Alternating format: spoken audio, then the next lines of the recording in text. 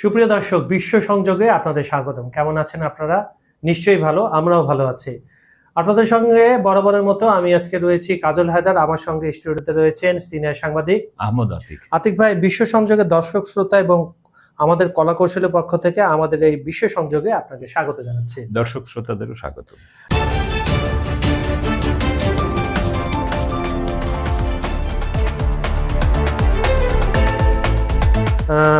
আতিক ভাই, আপনারা জানেন, সুপ্রিয় দর্শক আপনারাও জানেন যে এবার মার্কিন যুক্তরাষ্ট্র যে কাজটা করতে যাচ্ছে সেটা হচ্ছে তারা ৩,৫০০ মেরিন সেনা নাবিক পাঠিয়েছে। এরা মধ্যপ্রাচ্যে বিভিন্ন জায়গায় পৌঁছেছে এবং তারা চাচ্ছে, তাদের এখানে আছে ৩১তম মেরিন এক্সপেডিশনারি ইউনিটের সদস্যরা, এছাড়া আরো কিছু দল প্যারাট্রুপাররা যোগদান করবে এবং তাদের মূল টার্গেট হচ্ছে যে ইরানের গুরুত্বপূর্ণ যে তেল রপ্তানি টার্মিনাল খারদ্বীপ সেটা দখল করে তারপর হরমুজকে তারা মানে আয়ত্তে নিতে চায়। এছাড়া আরো জানেন যে আপনার আমেরিকায় লাখ লাখ মানুষ বিক্ষোভ করেছে ট্রাম্পের বিরুদ্ধে।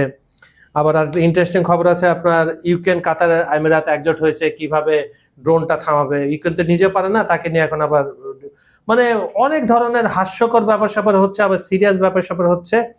আপনার কাছে কি আছে বলেন তো, আমাদের একটু দর্শকদের কাছে। আসলে যে মার্কিনীরা প্রথমে কিন্তু বলেছিল ভুল ক্রমে ইরানের একটা স্কুলে হামলা করেছে, ওটা সামরিক ঘাঁটি ছিল না। তারা খুব এই ইসরায়েলের মতোই টার্গেট করে করে ইরানের ৬ শতাধিক শিশুদের স্কুলে হামলা চালিয়েছে এবং ইরানে এই শিশুদের স্কুলে হামলায় শিশু নিহতের ঘটনা ১,০০০-এর চেয়েও বেশি। তার মানে আপনি বুঝতেই পারছেন যে এদের অবস্থা কত ভয়াবহ। হ্যাঁ, আর আপনি আরেকটা জিনিস খেয়াল করবেন যে ইরানের যে সংসদের স্পিকার বাকের কালিমভ, উনি কিন্তু গতকাল তার পার্লামেন্টে বক্তব্য বলেছে যে ইরান আসলে নিজেদের চেয়েও মানবতার জন্য লড়াই করছে এবং এটাই কিন্তু আমরা দেখতে পাচ্ছি তার। আর আরো মার্কিনীরা এই কাজগুলা করে তারা এগুলোকে ধামাচাপা দেওয়ার জন্য, আপনি দেখবেন ফিলিস্তিনে তারা কয়েক শত সাংবাদিক হত্যা করেছে। ঠিক এই সাংবাদিক হত্যাকাণ্ডের ঘটনা এখনো তারা চালিয়ে যাচ্ছে। কারণ কি, সাংবাদিকরা হলো ফিল্ডের বাস্তব অবস্থাটা সারা পৃথিবীর সামনে তুলে দেয় এবং এটা তখন অথেন্টিক হয়ে যায়, এটাকে অস্বীকার করার উপায় থাকে না। এই জন্য তাদের ইসরায়েলি এবং মার্কিনীদের রোষ হলো সাংবাদিকদের উপর। গতকালও তারা লেবাননের ২ জন সাংবাদিককে নিহত করেছে। একজন হলো আল মানার টিভির আলী শুয়াইব, আরেকজন আল মায়াদিন টিভির নারী সাংবাদিক ফাতিমা ফাতুনি। তো এই যে দেখেন, এটা তো আমাদের সংবাদ মাধ্যমের উপর মার্কিনীরা যেমন বলে, কিন্তু তারা কিন্তু সংবাদ মাধ্যম করছে না, মানছে না।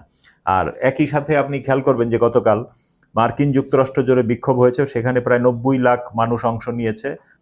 তাদের স্লোগান ছিল নো কিংস।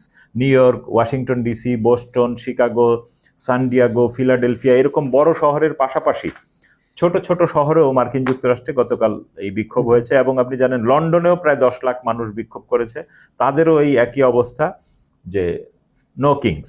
এবং তেল আবিবেও কিন্তু বিশাল বিক্ষোভ হয়েছে।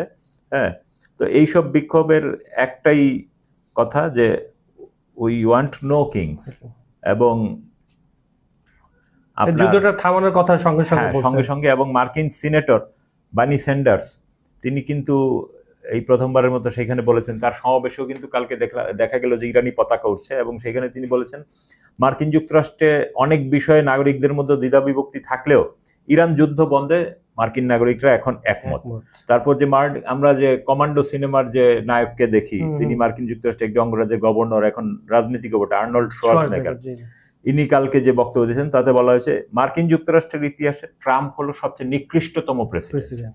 তার মানে মার্কিন জনমত কিন্তু ধীরে ধীরে জেগে উঠছে। যেটা আপনি দেখেছেন ভিয়েতনাম যুদ্ধের সময় কিন্তু মার্কিন যুক্তরাষ্ট্রে এরকম বিক্ষোভ হয়েছিল, কিন্তু আসলে এইসব বিক্ষোভে তারা আবার খুব একটা পাত্তাও দিতে চায় না। এখন আসলে এই বিক্ষোভকেও তারা কতটুকু পাত্তা দিবে সেটাও একটা বিষয় আর কি।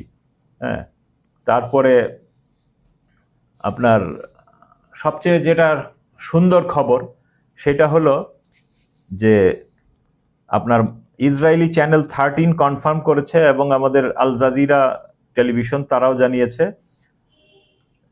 ইসরায়েলের আইডিএফ এর পুরো একটা ব্যাটালিয়ন এই লেবানিজ প্রতিরোধ যোদ্ধার রিদওয়ান ফোর্সের কাছে আত্মসমর্পণ করেছে এবং সেটা হলো ইসরায়েলের গ্যালিলি এলাকায়। তো এইটা হলো এই পর্যন্ত ইসরায়েলি সৈন্যদের প্রথম গণ সারেন্ডারের ঘটনা এবং তাদের মধ্যে থেকে অনেককে গ্রেফতার করা হয়েছে এবং আরেকটা জিনিস আপনি খেয়াল করবেন, মালয়েশিয়ার বিমানবন্দরগুলো দিয়ে তারা এখন আর কোনো ইসরায়েলি পাসপোর্ট হোল্ডারকে প্রবেশ করতে দিচ্ছে না, এয়ারপোর্টে নামার সাথে সাথেই তাদেরকে আটক করে ফেরত করে দিচ্ছে।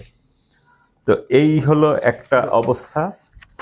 আর আরেকটা জিনিস আপনি খেয়াল করবেন, মার্কিন যুক্তরাষ্ট্রের পন্থী যে আরব আমিরাত সরকার, তারা ইউক্রেনের সহায়তায়, আরব আমিরাত, কাতার, এসব দেশগুলো ইউক্রেনের সহায়তায় অ্যান্টি ড্রোন সিস্টেম আমদানি করেছিল এবং তারা একটি গুদামে রেখেছে।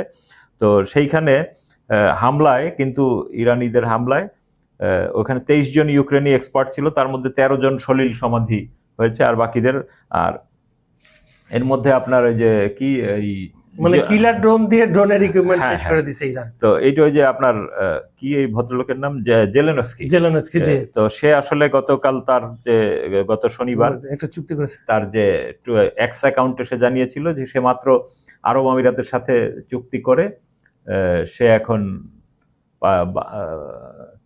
বাহরাইন বা কুয়েতের দিকে যাচ্ছে। মানে এরা তো আসলে তাদের সবকিছু কনফার্ম করে না, একটু গোপন রাখে, কারণ এখন হামলার ভয় আছে। আচ্ছা আদিব ভাই, আমি আপনার কাছে আসছি, আমি একটু কয়েকটা কমেন্টস পড়ে নি, কমেন্ট সেকশনে চলে যাচ্ছে। আজকের অনুষ্ঠানে প্রথম দর্শক হচ্ছেন এমডি মিজান।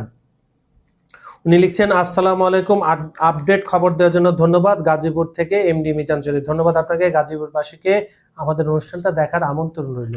এমডি মনসুর লিখছেন, আসসালামু আলাইকুম হায়দার ভাই, আপনাকে সঠিক ও সত্য খবর প্রচারের জন্য এবং সঠিক আলোচনার জন্য করার জন্য ধন্যবাদ ভাই, আপনাকে ধন্যবাদ, এবং আমাদের ভিডিওগুলো বেশি বেশি করে শেয়ার করেন। ফাহিম লিখছেন, আমি গ্রিস থেকে দেখছি, ধন্যবাদ আপনাকে, আমাদের প্রবাসী বন্ধু।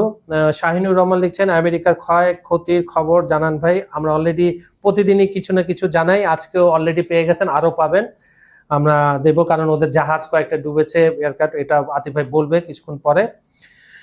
আশরাফ আলী লিখছেন, লাভ ইউ, আপনাকেও আমাদের ভালোবাসা রইল, আমাদের চ্যানেলটি সাবস্ক্রাইব করবেন এবং শেয়ার করবেন। অন্তর মাহমুদ লিখছেন, আপনাদের অনুষ্ঠান ভালো লাগে, ধন্যবাদ আপনাকে। এমডি শরীফ হোসেন লিখছেন, আশরাফুল ঢাকা কদম মোহাম্মদপুর থেকে দেখছেন, ধন্যবাদ আপনাকে।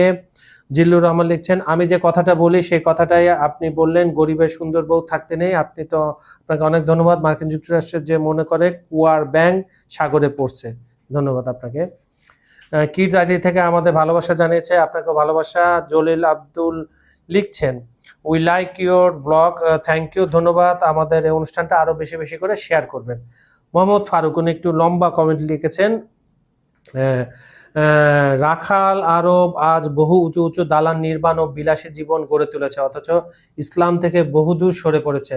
শাসকগুলো গাদ্দারি, চাটুকারিতা ও বিশ্বাসঘাতকতা এগিয়ে গেছে, অসহায় মুসলিমদের সাহায্য সহযোগিতার পরিবর্তে জালেমদের সহযোগিতা করে। কাফেরদের যুদ্ধের কোনো মানবতার নিয়ম নীতি নেই, কাজে তাদেরকে প্রচণ্ড আক্রমণ করে পরাস্ত করতে হবে। সত্যিকার মুমিনগণই আল্লাহর রাস্তায় জিহাদ লড়াই করেন। হে আল্লাহ, সমস্ত মুমিনদের অন্তর একত্রিত করে বহুগুণ শক্তি বৃদ্ধি করে জালেম ঘাতক কাফেরদের বিরুদ্ধে সাহায্য ও বিজয়। আতিক ভাই, এই যে উনি যে পিন পয়েন্ট করেছেন যে আরব রাজারা একসময় রাখাল ছিল, এখন উঁচু উঁচু ভবনের মালিক হয়েছে, এবং সবচেয়ে লজ্জাকর কথা সৌদি আরবে পাওয়া হচ্ছে, সৌদি আরবের কিংসকে নিয়ে কি বাজে একটা মন্তব্য করেছে ট্রাম্প, তারপরেও একে সহযোগিতা করে যাচ্ছে। এখন যেহেতু তারা মনে করে সৌদি রাজ পরিবার বা মধ্যপ্রাচ্যের রাজ পরিবারগুলো তাদের নিজেদের মেরুদণ্ড নাই মনে করে, সেই কারণে তাদেরকে আপনি যত ভাষাই গালাগালি করেন, আরো খারাপ কিছু করলেও তারা সেটা রাজি থাকে। আপনার সর্বশেষ যে মার্কিনীদের সেন্টকম, যে মার্কিন সেন্ট্রাল কমান্ড, তারা ঘোষণা করেছে তাদের 3,500 মেরিন ও নাবিক মধ্যপ্রাচ্যে পৌঁছেছে অলরেডি, এবং এটা গত 20 বছরের মধ্যে মধ্যপ্রাচ্যে আমেরিকার সবচেয়ে বড় সামরিক সমাবেশ। আগে থেকে তাদের বিভিন্ন ঘাঁটিতে তারা বলছিল যে 50,000 সৈন্য অবস্থান করছে, আর নতুন তারা বলছে যে গত 27শে মার্চ তারা ইউএস সেন্ট্রাল কমান্ডের দায়িত্বাধীন এলাকায় পৌঁছেছে, এবং তাদের যে পোস্ট করা ছবিতে দেখা গেছে সৈন্যরা কমবেট পোশাক, গগলস, হেলমেট টেলমেট পরা। তো এবং এই তাদের পৌঁছে দিচ্ছে একটি মার্কিন শিপ, এই অ্যাসল্ট শিপটি মেরিনদের পাশাপাশি পরিবহন ও স্ট্রাইক ফাইটার এয়ারক্রাফট সহ উভচর আক্রমণ ও কৌশলগত হামলার যে সরঞ্জামাদি বহন করছে। আর এছাড়া ইউএসএস ত্রিপোলিতে থাকা 31তম মেরিন এক্সপিডিশনারি ইউনিটের সদস্যরাও জাপানে অবস্থান করছিলেন, সেখান থেকে তারা গত সপ্তাহে মনে হয় তাইওয়ানের আশেপাশে মহড়া চালাচ্ছিলেন, তাদেরকেও রওনা দেওয়ার কথা বলছে। তার মানে মার্কিন যুক্তরাষ্ট্র চূড়ান্ত যুদ্ধের প্রস্তুতি, মানে স্থলযুদ্ধ, হ্যাঁ স্থলযুদ্ধ। আর ইউএসএস ত্রিপোলি ছাড়াও amphibious assault ship, USS Boxer ও আরো 2টি জাহাজ এবং আরেকটি মেরিন এক্সপিডিশনারি ইউনিটকেও সান ডিয়েগো থেকে মধ্যপ্রাচ্যে যাওয়ার নির্দেশ দিয়েছে। মানে এগুলো ব্যাকআপ ফোর্স আর কি।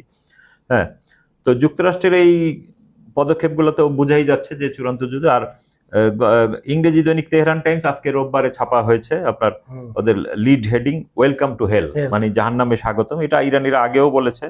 হ্যাঁ, আর যুক্তরাষ্ট্র জুড়ে মানুষের বিক্ষোভ মিছিলের মধ্যে যেমন ব্রিটিশ সংবাদ মাধ্যম বিবিসি টিবিসি সবাই নিউজ করছে। সেই সব নিউজে একটা জিনিস দেখা, নিউ ইয়র্কের মতো শহর যেখানে ডেমোক্রেটদের শক্তিশালী ঘাঁটি এবং প্রায় 85 থেকে 90 লাখ লোকের বাস, সেইখানে পাশে আরো ছোট জনসংখ্যার শহর যেসব জায়গায় 66% ভোট পেয়েছিলেন ট্রাম্প, ছোট শহর ড্রিসে, সব জায়গায় কিন্তু এখন ট্রাম্প বিরোধী ভোট হচ্ছে আর কি, এই বিক্ষোভ হচ্ছে। হ্যাঁ, তো আপনি ট্রাম্পকে শিশু হিসাবে ওইসব ইয়েতে সাজানো, মানে সে আসলে বিশ্ব রাজনীতিতে শিশু এরকম, এবং তাকে ব্যাংক রাজা বলে তারা কটাক্ষ করেছে। ওয়েলডি ওয়াট নামে একজন নারী, উনি ক্যাটস এগেইনস্ট ট্রাম্প সাইন নিয়ে 20 মাইল মানে 32 কিলোমিটার দূর থেকে গাড়ি চালিয়ে এসেছেন এবং পরে নিজের শহরে আরেকটি র্যালিতে যোগ দেওয়ার জন্য যাবেন। তিনি বলছেন যে ট্রাম্প প্রশাসনের অনেক কিছুই তাকে ক্ষুব্ধ করে, কিন্তু এই বিক্ষোভ তাকে আশাবাদী করে তুলেছে। এখন দেখা যাক মার্কিনীরা কতটুকু আশাবাদী। আর ওই যে আমরা যেটা বলেছিলাম যে এই জেলেনস্কির কথা, জেলেনস্কি বলছেন তিনি আবুধাবিতে আমিরাতের প্রেসিডেন্ট মোহাম্মদ বিন জায়েদ আল নাহিয়ানের সঙ্গে বৈঠক করেন, এরপরে তিনি কাতারের দোহায় যান। আর এর মধ্যেই কিন্তু আমরা দেখতে পাচ্ছি যে কাতারে তাদের খুব ভয়াবহ। আচ্ছা, দুবাই যে ইতে জ্বালালো, দুবাইয়ের কুয়েতে, এই আক্রমণ সম্বন্ধে কিছু বলেন দর্শকদের। দুবাইতে আসলে ওই যে ইরানের পক্ষ থেকে আগেই তো তাদের জানিয়ে দেওয়া হয়েছিল তারা যেন ইরানের বিরুদ্ধে বেশি কিছু করলে চূড়ান্ত হামলার দিকে যাবে। তো স্বাভাবিকভাবে এর মধ্যে তারা আপনার জেলেনস্কির সাথে মিটিং করেছে এবং সেই মিটিং এ তারা একটি চুক্তি করেছে। এই চুক্তির আওতায় প্রযুক্তিগত সহায়তা, যৌথ প্রকল্প, প্রতিরক্ষা খাতে বিনিয়োগ এবং ক্ষেপণাস্ত্র ড্রোন মেলায় ড্রোন মোকাবেলা অভিজ্ঞতার ইয়ে করবে এবং এটা 10 বছরের জন্য একটি চুক্তি। কিন্তু সেই চুক্তির পরপরই ইরান খুব সুন্দরভাবে আরব আমিরাতের যে ড্রোন এন্টি ড্রোন গোডাউন সেটাতে হামলা চালায় এবং ধ্বংস করে। সেইখানে 23 জন ইউক্রেনিয়ান অবস্থান করছিল, তাদের মধ্যে 13 জন কনফার্ম মারা গেছে আর কি। হ্যাঁ, তো এর ইউক্রেন মধ্যপ্রাচ্যে এইসব ড্রোন মোট 500-র মতো তাদের এক্সপার্ট পাঠাবে বলে জানিয়েছে। তো তারা কোথায় আছে তা তো আর কেউ জানে না, অলরেডি তো এগুলা সলিল সমাধি হয়ে গেছে। আর এদিকে আপনার ইরানের যে সেনাবাহিনীর জনসংযোগ শাখা, আপনি জানেন একটা হলো ওদের বিপ্লবী সেনাবাহিনী আর একটা শুধু সেনাবাহিনী। তো সেই সেনাবাহিনীর বিপ্লবী শাখা জানিয়েছে এবং ইরানের প্রেস টিভিও জানিয়েছে তারা ইরানের ফার্স প্রদেশের আকাশে F-16 আরেকটি মার্কিন F-16 এবং MQ-9 ড্রোন ভূপাতিত করেছে। আর এদিকে গত 8 ঘন্টায় মানে গতকাল বাংলাদেশ সময় রাতের 3টায় আপনার দুবাই এয়ারপোর্টে 7টি বড় বিস্ফোরণের শব্দ পাওয়া গেছে। হ্যাঁ, এবং বাংলাদেশি শ্রমিকরা যথারীতি আমরা মানা করলেও তারা তাদের ইয়েতে এগুলা জানাচ্ছে তাদের ফেসবুকে এবং হোয়াটসঅ্যাপে। আর ইরান কিন্তু তাদের পূর্ব ঘোষণা মতো আপনার বাহরাইনের অ্যালুমিনিয়াম কারখানা আলবাতে আঘাত করেছে। এটি বিশ্বের অন্যতম বৃহৎ কারখানা। এবং আরব আমিরাতেরও আপনার শুধু ওই যে ড্রোন ফ্যাক্টরিতেই আঘাত করে, ড্রোন এন্টিসেপ্টরে আঘাত করেনি, তারা ওই যে গ্লোবাল অ্যালুমিনিয়াম নামে একটি অ্যালুমিনিয়াম কারখানা আছে যেটা বিশ্বের প্রায় 4% অ্যালুমিনিয়াম উৎপাদন করে এবং এটি বিশ্বের সর্ববৃহৎ সম্ভবত, এবং ওখানে 60,000 লোক চাকরি করে, কর্মচারী। তো এই হামলার আগে কিন্তু ইরান আবার এইসব দেশগুলোকে, জনসাধারণকে বলছে যে এইসব ফ্যাক্টরি থেকে সরে যাও, যার ফলে জনগণের খুব একটা হতাহত হয়নি। হ্যাঁ, আর আরব আমিরাতকে তো আগেই ইরান জানিয়ে রাখছিল যে তোমরা যদি না থামো। তো গতকালের এই হামলার পরে কিন্তু যখন তাদের ওই ইউক্রেনীয় এক্সপার্টরা নিহত হলো এবং এই অ্যালুমিনিয়াম কারখানা বিশাল ক্ষতিগ্রস্ত হয়েছে, এরপরে তাদের সুর নরম করেছে। এর আগে কিন্তু আরব আমিরাতের বিভিন্ন দেশে যে তাদের রাষ্ট্রদূতরা, ভাইস প্রেসিডেন্ট এবং তথ্যমন্ত্রী সবাই কিন্তু ইরানের বিরুদ্ধে বলতেছিল এবং গতকাল রাত থেকে তারা বলতেছে যে না, আসলে আমরা তো প্রতিবেশী দেশ, এই সেই আমাদের মধ্যে কেন মার খাওয়ার পরে তাদের মাইর খাওয়ার। আদিব ভাই, যে কোশ্চেনগুলো আমি সেকশনে যাওয়ার আগে আপনার কাছে জিজ্ঞেস করছিলাম। আচ্ছা, যেটা পাকিস্তানের সাথে তো আসলে ইরান দীর্ঘদিনের প্রতিবেশী দেশ এবং তাদের একটা ভালো সম্পর্ক ছিল, অনেক রকম সম্পর্ক ছিল এবং আছে। আর প্রতিবেশীর সাথে আসলে বেশি, যেমন টার্কি পাকিস্তান দুইটার ভূমিকাই সন্দেহজনক, কারণ ট্রাম্প নিজেও বলেছে যে এরদোগান তাকে খুব যা যা বলেছে তাই করেছে, কিন্তু তারপরেও কিন্তু ইরান তার ব্যাপারে কোনো কথা বলতেছে না, কারণ আপনি প্রতিবেশীর সাথে বেশিক্ষণ যুদ্ধ করা যায় না। পাকিস্তানের পররাষ্ট্রমন্ত্রী ইসাকদার আজকে যেমন বলেছেন যে তাদের পাকিস্তানের 20টি জাহাজকে ইরান ছাড় দিছে এবং প্রতিদিন দুইটি করে এখান দিয়ে পার হবে। আসলে এটা এই যে প্রতিবেশী হওয়ার কারণে, এবং আপনি জানেন ইরানের পর সবচেয়ে বেশি শিয়া মুসলিমের বসবাস পাকিস্তান, এবং তো সবচেয়ে বেশি এগুলো- বিক্ষোভ হয়েছিল আপনার খামেনি মারা যাওয়ার সময়। তো এইসব কারণে আসলে অনেক কিছু টেকনিক্যালি দেখতে হয়। তো ইরান বিষয়টা মনে হয় আর টেকনিক্যালি, ওইটা মনে একটু পিছনে পড়ে গেছে, সৌদি আরবের সাথে যে তাদের যে চুক্তিটা ছিল ওইটা কিন্তু এখন হ্যাঁ না, পাকিস্তানের হিস্ট্রি আপনি সবসময় দেখবেন সৌদির সাথে পাকিস্তান খালি টাকা পয়সাই না, কিন্তু অন্য কোনো ওয়াদা পাকিস্তানের রাজ পরিবারকে রক্ষার জন্য 20,000 পাকিস্তানি সৈন্য দেশটিতে অবস্থান করছে। বিভিন্ন রাজপ্রাসাদ তারা পহরা দেয়, মানে সৌদি আরবের সৌদি আরবের রাজপ্রাসাদ গুলো মানে আপনার দারোয়ান হিসেবে কাজ করে, সোজা কথা সিকিউরিটি গার্ড। তার আবার এখানে একটা বিষয়, সৌদিরা তাদের নিজের দেশের লোককে বিশ্বাস করে না, পাকিস্তানিদের বিশ্বাস। এবং আবার এই জায়গায়ও প্রবলেম আছে। জেনারেল জিয়াউল হক যখন আপনার পাকিস্তানের প্রেসিডেন্ট ছিল, তখন সৌদি রাজপরিবার একটা প্রবলেমে পড়ে গেছে যে সৌদি আর্মির মধ্যে পাকিস্তানি আর্মির মধ্যে একটা বড় অংশ শিয়া জনসাধারণ, এবং পাকিস্তানি আর্মির সৌদিতেও সেই শিয়া জনসাধারণ ছিল, যার ফলে তারা একটু ডিসকমফোর্ট ফিল করেছিল, এরা যদি আবার আমাদের মেরে দেয়। তো তখন থেকে আবার পাকিস্তানে নিযুক্ত সৌদিতে নিযুক্ত পাকিস্তানি আর্মির মধ্যে শিয়া জনসংখ্যা সৈন্যদের কমানো হচ্ছিল। আর আপনি জানেন যে গতকাল আপনার ইরানের একটি ইউনিভার্সিটি, তেহরান প্রযুক্তি বিশ্ববিদ্যালয়, ওইখানে যুক্তরাষ্ট্র হামলা করেছে। তো সেই হামলার তেমন স্থাপনাগত ক্ষয়ক্ষতি হয়েছে, কিন্তু হতাহত হয়নি। তো যার ফলে ইরানের যে বিপ্লবী বাহিনী তারা কিন্তু বলে দিয়েছে আগামীকাল, মানে 30শে মার্চ, এর মধ্যে যদি যুক্তরাষ্ট্র এই ঘটনার দায় স্বীকার করে মানে এর জন্য ক্ষমা না চায়, এবং মধ্যপ্রাচ্যের দেশগুলো যদি এই বিষয়ে ক্ষমা নিন্দা না জানায়, তাহলে মধ্যপ্রাচ্যের বিভিন্ন যে মার্কিনদের সাথে যৌথ ইউনিভার্সিটি আছে, মার্কিন এবং ইসরায়েলের সাথে যেটা আছে যৌথ ইউনিভার্সিটি, এগুলোতে ইরানিরা হামলা চালাবে এবং ডিক্লেয়ার দিয়ে দিয়েছে। এবং এই জন্য সেই সব ইউনিভার্সিটির ছাত্র, শিক্ষক এবং কর্মকর্তা কর্মচারীদের বিশ্ববিদ্যালয় থেকে 1 মাইল দূরে অবস্থান করতে বলেছে। মানে কি সুন্দর, আমি অ্যাটাক জানাবো যেন নিরপরাধ মানুষ শিক্ষার্থী। ইরান স্বাভাবিকভাবেই সাধারণ মানুষের হতাহত চায় না, তারা শুধু যুদ্ধরত যে তার সাথে ফাইট করতে চায়। হ্যাঁ, তো এবং এইদিকে আপনি দেখেন যে নিউ ইয়র্ক টাইমসও কিন্তু বলেছে যে দ্বিতীয় বিশ্বযুদ্ধের পর মার্কিন সেনাবাহিনীর এই এত বড় মানে তাদের শৌর্যবীর্য খর্ব করার ঘটনা আর ঘটেনি। এবং ব্লুমবার্গ যে তাদের পত্রিকা, তারা বলেছে উপসাগরীয় রাজারা এখন যুদ্ধের অবস্থা নিয়ে ক্লান্ত। তার মানে একটা বাজে অবস্থার দিকে যাচ্ছে। একটা মাস তো মুখের কথা না, এইভাবে কেউ তো ভাবে না, এমনকি স্বয়ং আমেরিকা। তারপর একটা সবচেয়ে আরেকটা বড় ঘটনা যে ইরানের বিপ্লবী বাহিনীর যে মুখপাত্র কর্নেল ইব্রাহিম জুলফাকরি, উনি বলছেন দুবাইতে যে মার্কিন মেরিন সেনাদের এনে নামানো হয়েছে, 2টা অবস্থানে, এক জায়গায় 400 ছিল, আরেক জায়গায় 100, 2 জায়গায় তারা সেখানে হামলা চালিয়েছে। এবং এই হামলার ফলে তাদের অবস্থা এত গুরুতর হয়েছে, আমরা বিভিন্ন ইয়েতে দেখতে পাচ্ছি যে কুয়েতের থেকেও অ্যাম্বুলেন্স গুলা অনেক ক্ষেত্রে দুবাইতে গেছে সহায়তা করার জন্য, এবং তাদের হসপিটাল গুলো সামাল দিতে পারছে না, কারণ তাদের সেই ধরনের উন্নত ম্যানেজমেন্ট বা ব্যবস্থা নেই। তো এইটা কিন্তু মার্কিনীরা যতই ফাল পারুক যে আমরা প্যারাট্রুপার পাঠাচ্ছি, যেমন আজকে আমাদের যুগান্তরে ছাপিয়েছে 2000 প্যারাট্রুপার নামবে ইরানে, আমার তো ধারণা একজনও জীবিত নামতে পারবে না। তো এই যখন তাদের অবস্থা, তখন কিন্তু আবার আরেকটা জিনিস দেখবেন যে ইরাকের সাথে ইরানের দীর্ঘদিনের যুদ্ধ, সেই ইরাক থেকেও কিন্তু খুজেস্তান সীমান্ত দিয়ে প্রচুর মানবিক সহায়তা কাফেলা ইরানে ঢুকতেছে। এবং গতকাল কিন্তু আপনি আরেকটা জিনিস, যে অনেকে বলে থাকে ইরানের তো ক্ষয়ক্ষতি হচ্ছে, সেটা আমরা মেনে নিচ্ছি, কিন্তু অনেকে বলে যে ইসরায়েলের সব বিমানবন্দর ধ্বংস করে দিয়েছে, তারপরে আমেরিকানরা দূর থেকে আসে আর পারতেছে না, তাদের এয়ার রিফুয়েলিং ধ্বংস হয়ে গেছে, তাহলে কিভাবে হামলা করে ইসরায়েলি বিমানগুলো বা মার্কিন? আসলে মার্কিন যুক্তরাষ্ট্র, আরব আমিরাত, তারপরে আপনার বাহরাইন, কাতার, কুয়েত, এরা কিন্তু তাদের বিমানবন্দরগুলো মার্কিনীদের জন্য খুলে দিয়েছে, যার ফলেই তাদের মধ্যে এটা আসলে সম্ভব হচ্ছে। এই বেসের তো রানওয়ে তো শেষ, যেখানে বেস ছিল। তো এই কারণে ইরানও কিন্তু সতর্ক। এই কারণে কিন্তু যে অনেকে বলে যে ইরান কেন মধ্যপ্রাচ্যের দেশগুলো হামলা করছে, মধ্যপ্রাচ্যের ওই জায়গাগুলোতে হামলা করছে যেখানে মার্কিনীরা এবং ইসরায়েলের বিমানবন্দরগুলো ব্যবহার করছে আর কি। তারপরে এই যে মার্কিন আপনার সৌদি আরবের যে প্রিন্স সুলতান ঘাঁটি, এটাই তো সবচেয়ে বেশি ব্যবহার করছে এবং এটা সবচেয়ে বেশি হামলার শিকার হয়েছে। আর এছাড়া আপনার ওই যে বিপ্লবী বাহিনীগুলো কুয়েতের হেভি ড্রোন মিসাইল হামলা করেছে, আরব আমিরাতের যে গ্লোবাল অ্যালুমিনিয়াম যেটার কথা বললাম সেটা, তারপরে নেগেব মরুভূমিতে ইরানের পক্ষ থেকে যাদের সোলার বিদ্যুৎ উৎপাদন কেন্দ্র সেইটায় হামলা করে ব্যাপক ক্ষয়ক্ষতি করা হয়েছে, যার ফলে ইসরায়েল কিন্তু এখন আপনার বিদ্যুৎ ঘাটতিতে পড়ছে। কারণ ওই যে হাইফাতেও তাদের বিদ্যুৎ উৎপাদন কেন্দ্র ক্ষতিগ্রস্ত হয়েছে, তারপরে যে সোলার বিদ্যুৎ, এগুলি সব হয়ে, এবং ইরবিলেও ইরান আবার গতকাল ড্রোন হামলা চালিয়েছে।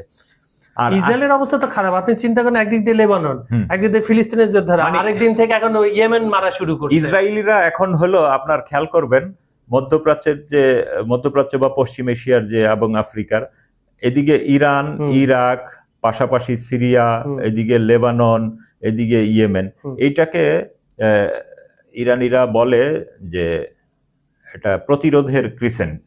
হ্যাঁ, এই ক্রিসেন্টের মাধ্যমে তারা ইসরায়েলকে গিলে খাবে এবং বাস্তবতা তাই দিকে যাচ্ছে। আর সবশেষ আপনি যেটা মানে আমেরিকায় যে জনগণ প্রতিবাদ করছে, মার্কিন কংগ্রেস সদস্য একজন মুসলিম নারী সদস্য আছে ইলহান ওমর, তাকে আপনারা সবাই নাম জানে থাকবেন।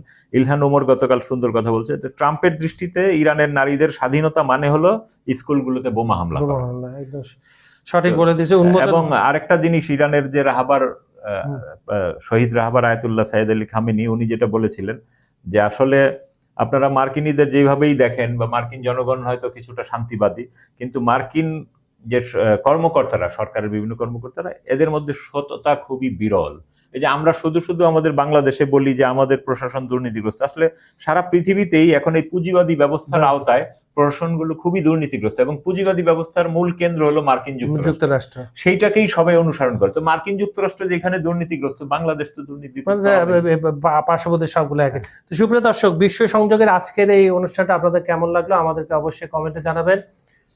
আর আমাদের ভিডিওগুলো সম্পূর্ণ দেখার পর লাইক, কমেন্ট আর শেয়ার করবেন। আজ এছাড়া আমাদের এই অনুষ্ঠানটা আপনারা পৃথিবীর কোন প্রান্ত থেকে দেখছেন সেটা একটু লিখে পাঠান। আমাদের এই বিশ্ব সংযোগে আপনারা যদি জিওপলিটিক্যাল বিষয়ে কোনো বিষয় জানতে চান, আতিক ভাইয়ের কাছে, আমার কাছে কমেন্টে লিখতে পারেন। আরেকটা জিনিস, যে মার্কিনীরা সমানে যে হরমুজ প্রণালীতে তাদের প্যারাট্রুপার পাঠাবে, আরে হরমুজে তো তোমরা ঢুকতেই পারবে না, বাইরে থেকে তো তাদের জাহাজটা যাই না, এদিক দিয়ে হরমুজের ভিতরে ঢুকতে হবে। তো তারা তো এই ভিতর দিয়ে ঢুকতে পারবে না, তারা নামবে সবচেয়ে কাছের ল্যান্ড হলো কুয়েত, আর পাশে আরব আমিরাত একটু দূরে, বাহরাইন আর একটু দূরে, এই তিন ভূমি। তো এই তিন ভূখণ্ডে তো ইরান অলরেডি তামা করে দিয়েছে। আর হরমুজের এই সামনে 1000 কিলোমিটার দূর থেকে তারা জাহাজ প্যারাট্রুপার দিয়ে কিভাবে মাত্র 21 মাইল, সব মিসাইল গুলা রেঞ্জের মধ্যে বসে আছে। আমরা দেখছি যে কিছু ঢুকতে চেষ্টা করছে, তাদেরকে ডুবে দেওয়া হয়েছে। তো দর্শক, এই হচ্ছে বর্তমান যুদ্ধের পরিস্থিতি মধ্যপ্রাচ্যে। মার্কিন যুক্তরাষ্ট্র, বিশেষ করে প্রেসিডেন্ট ট্রাম্প যে বলেছিল 2-3 দিন বা 1 সপ্তাহের মধ্যে শেষ হয়ে যাবে, মার্কিন অস্তিত্ব এখন প্রশ্নের মুখে মধ্যপ্রাচ্যে। হয়তোবা তাকে খুব দ্রুত মধ্যপ্রাচ্য থেকে লেজ গুটিয়ে ফেরত যেতে হতে পারে, সময়টা বলে দেবে। কারণ ইরান দীর্ঘমেয়াদী যুদ্ধের জন্য আগে থেকে প্রস্তুত ছিল। তারা প্রায় 40 বছর ধরে এই দিনটার অপেক্ষায় ছিল, তারা সব সময় বলে। তো সেইভাবে তারা ছকটা কষে নিচ্ছে, আর ইরানকে মিস ক্যালকুলেট করেছে মার্কিন যুক্তরাষ্ট্র, এই জন্য তাদের আজকে এই অবস্থা।